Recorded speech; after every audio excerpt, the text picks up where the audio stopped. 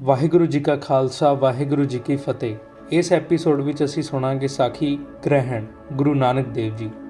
ਜਿਸ ਵੇਲੇ ਗ੍ਰਹਿਣ ਲੱਗਣ ਵਾਲਾ ਸੀ ਤਾਂ ਇੱਕ ਰਾਜਾ ਆ ਗਿਆ। ਉਸ ਦੀ ਮਾਂ ਨਾਲ ਸੀ। ਉਸ ਨੂੰ ਵੈਰੀਆਂ ਨੇ ਰਾਜ ਖੋਹ ਕੇ ਕੱਢ ਦਿੱਤਾ ਸੀ। ਉਹ ਕੁਰੂਕਸ਼ੇਤਰ ਆ ਰਿਹਾ ਸੀ। ਕਿਸੇ ਮਹਾਤਮਾ ਨੂੰ ਮਿਲ ਕੇ ਅਸੀਸ ਲਵਾਂ। ਜਾਪਦਾ ਹੈ ਕਿ ਇਸ ਨੂੰ ਇਹ ਤਾਂ ਪਤਾ ਸੀ ਕਿ ਕੁਰੂਕਸ਼ੇਤਰ ਮੇਲਾ ਲੱਗ ਰਿਹਾ, ਪਰ ਇਹ ਪਤਾ ਨਹੀਂ ਸੀ ਕਿ ਗ੍ਰਹਿਣ ਅੱਜੋਂ ਹੀ ਲੱਗ ਜਾਣਾ ਹੈ। ਇਸ ਨੇ ਰਸਤੇ ਵਿੱਚ ਇੱਕ ਹਿਰਨ ਦਾ ਸ਼ਿਕਾਰ ਕੀਤਾ ਕਿ ਡੇਰਾ ਕਰਕੇ ਭੋਜਨ ਪਾ ਕੇ ਤੇ ਫਿਰ ਸਾਧੂਆਂ ਵਿਰਕਤਾ ਦੇ ਦਰਸ਼ਨ ਕਰਾਂਗੇ। ਪਰ ਤੀਰਥਾਂ ਤੋਂ ਉਰੇ ਹੀ ਗੁਰੂ ਜੀ ਬੈਠੇ ਦਿਸ ਪਏ। ਮਰਦਾਨਾ ਕੀਰਤਨ ਕਰ ਰਿਹਾ ਸੀ। ਸੂਰਤ ਇਲਾਹੀ ਦੇ ਕੇ ਰਾਜਾ ਤੇ ਉਸ ਦੀ ਮਾਂ ਅਚਰਜ ਰਹਿ ਗਏ ਕਿ ਹੋਵੇ ਨਾ ਹੋਵੇ ਤਾਂ ਇਹੋ ਰੱਬ ਦਾ ਅਸਲੀ ਪਿਆਰਾ ਹੈ। ਅੱਗੇ ਵਧੇ, ਮੱਥਾ ਟੇਕਿਆ ਤੇ ਹਿਰਨ ਭੇਟਾ ਧਰ ਦਿੱਤਾ। ਰਾਜਾ ਫੇਰ ਆਪਣਾ ਦੁੱਖ ਰੋਣ ਲੱਗ ਪਿਆ। ਹਿਰਨ ਨੂੰ ਆਗਿਆ ਪਾ ਕੇ ਸੇਵਕਾਂ ਨੇ ਮਟਕੇ ਵਿੱਚ ਪਾ ਕੇ ਰਿੰਨਣਾ ਧਰ ਦਿੱਤਾ। ਆਪ ਜੀ ਦੁਖੜੇ ਸੁਣਦੇ ਤੇ ਦਿਲਾਸਾ ਤੇ ਗਿਆਨ ਦਿੰਦੇ ਰਹੇ ਕਿ ਧੂਆਂ ਉੱਡਦਾ ਦੇਖ ਕੇ ਲੋਕੀ ਗੁੱਸੇ ਨਾਲ ਭਰ ਗਏ, ਕਿਉਂਕਿ ਗ੍ਰਹਿਣ ਲੱਗੇ ਵਿੱਚ ਰਸੋਈ ਕਰਨੀ ਪੰਡਤ ਤੇ ਲੋਕੀ ਪਾਪ ਸਮਝਦੇ ਸਨ। ਸੋ ਲੋਕੀ ਡਾਂਗਾ ਤੇ ਸੋਟੇ ਲੈ ਕੇ ਆ ਪਹੁੰਚੇ ਤੇ ਗੁੱਸੇ ਨਾਲ ਕੜਕ ਕੇ ਬੋਲੇ, ਕੌਣ ਹੈ ਤੂੰ ਗ੍ਰਹਿਣ ਲੱਗੇ ਰਸੋਈ ਕਰਨੇ ਵਾਲਾ? ਕੌਣ ਹੈ ਤੂੰ ਗ੍ਰਹਿਣ ਲੱਗੇ ਵਿੱਚ ਹਰਨ ਮਾਰ ਕੇ ਰਿੰਨਣ ਵਾਲਾ?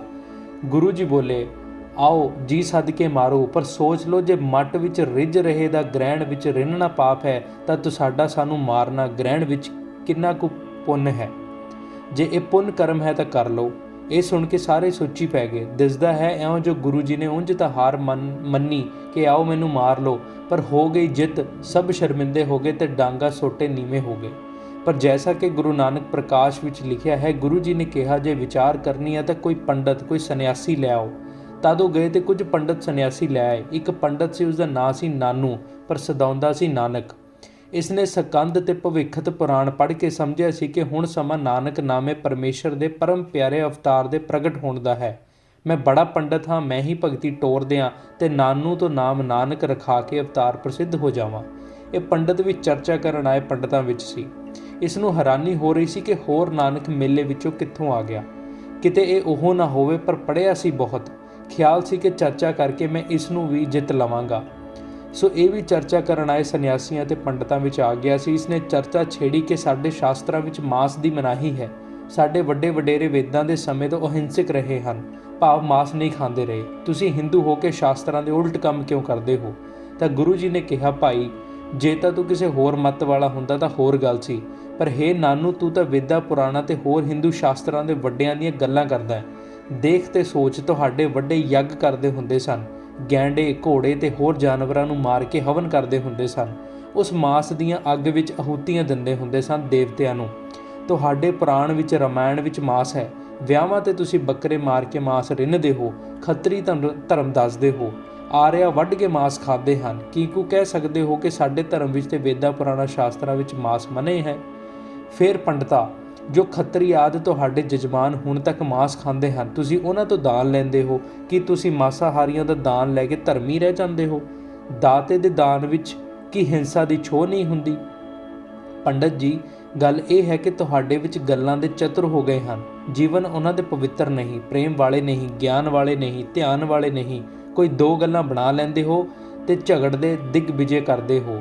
ਇਸ ਨੂੰ ਸਮਝਦੇ ਹੋ ਉੱਤਮਤਾਈ, ਪਰ ਇਹ ਨਿਰੀ ਚਤੁਰਾਈ ਹੈ। ਜਿਸ ਦੇ ਦਿਲ ਦੇ ਨੈਣ ਨਹੀਂ ਖੁੱਲ੍ਹੇ, ਪਾਰ ਬ੍ਰਹਮ ਪਰਮੇਸ਼ਰ ਨੂੰ ਅਨੁਭਵ ਨਹੀਂ ਕੀਤਾ, ਹਰ ਜੀਵ ਵਿੱਚ ਉਸ ਨੂੰ ਵੇਖ ਕੇ ਨਿਮਰਤਾ, ਦਇਆ ਤੇ ਅਚਰਜਤਾ ਵਿੱਚ ਨਹੀਂ ਆਏ। ਉੱਤਮ ਕਹੋ, ਗਿਆਨੀ ਕਹੋ, ਭਗਤ ਕਹੋ, ਪਰਮੇਸ਼ਰ ਦੇ ਪਿਆਰੇ ਕਹੋ, ਕੁਝ ਵੀ ਨਹੀਂ ਹਨ। ਇੱਕ ਪੰਡਤ ਕਹਿ ਦਿੰਦਾ ਹੈ ਮਾਸ ਖਾਓ, ਦੂਜਾ ਕਹਿੰਦਾ ਹੈ ਨਾ ਖਾਓ। ਫਿਰ ਦੋਏ ਜਣੇ ਝਗੜੇ ਕਰਦੇ ਹਨ, ਜਿਸ ਨੂੰ ਚਰਚਾ ਆਖਦੇ ਹਨ। ਕਈ ਦਿਨ ਝਗੜੇ ਚੱਲਦੇ ਹਨ। ਲੋਕੀ ਤਮਾਸ਼ੇ ਦੇਖਦੇ ਹਨ। ਇੱਕ ਹਾਰਦਾ, ਦੂਆ ਜਿੱਤਦਾ ਹੈ। ਦੋਵੇਂ ਹੰਕਾਰ ਵਿੱਚ ਹੁੰਦੇ ਹਨ। ਇੱਕ ਤਾਂ ਜਿੱਤਿਆ ਹੋਇਆ ਆਕੜਦਾ ਹੈ, ਦੂਜਾ ਸ਼ਰਮਿੰਦਾ ਹੋ ਕੇ ਰੋਂਦਾ ਹੈ।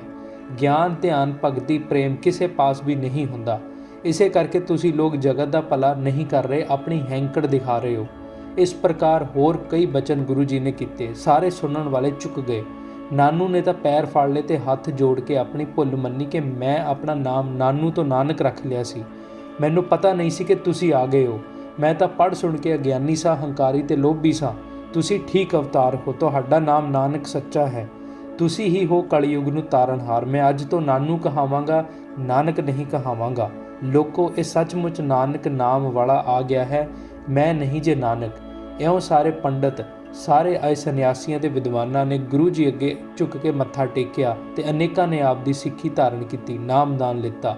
ਜੋ ਪ੍ਰਸ਼ਨ ਪੰਡਤਾਂ ਨੇ ਕੀਤੇ ਉਹ ਤਾਂ ਸਾਰੇ ਨਹੀਂ ਲਿਖੇ ਮਿਲਦੇ, ਪਰ ਜੋ ਉੱਤਰ ਗੁਰੂ ਜੀ ਨੇ ਦਿੱਤੇ ਉਹ ਗੁਰੂ ਜੀ ਦੇ ਉਚਾਰੇ ਬਚਨਾਂ ਵਿੱਚ ਲਿਖੇ ਹੋਏ ਸ੍ਰੀ ਗੁਰੂ ਗ੍ਰੰਥ ਸਾਹਿਬ ਜੀ ਦੇ ਵਿੱਚ ਮਲਾਰ ਰਾਗ ਦੀ ਵਾਰ ਵਿੱਚ ਹਨ। ਉਹਨਾਂ ਵਿੱਚੋਂ ਇਹ ਵੀ ਪਤਾ ਚੱਲ ਜਾਂਦਾ ਹੈ ਕਿ ਕੀ ਗੱਲ ਪੰਡਤਾਂ ਨੇ ਕੀਤੀ ਕਿ ਜਿਸ ਦੇ ਉੱਤਰ ਗੁਰੂ ਜੀ ਨੇ ਦਿੱਤੇ ਸਨ। ਵਾਹਿਗੁਰੂ ਜੀ ਕਾ ਖਾਲਸਾ, ਵਾਹਿਗੁਰੂ ਜੀ ਕੀ ਫਤਿਹ।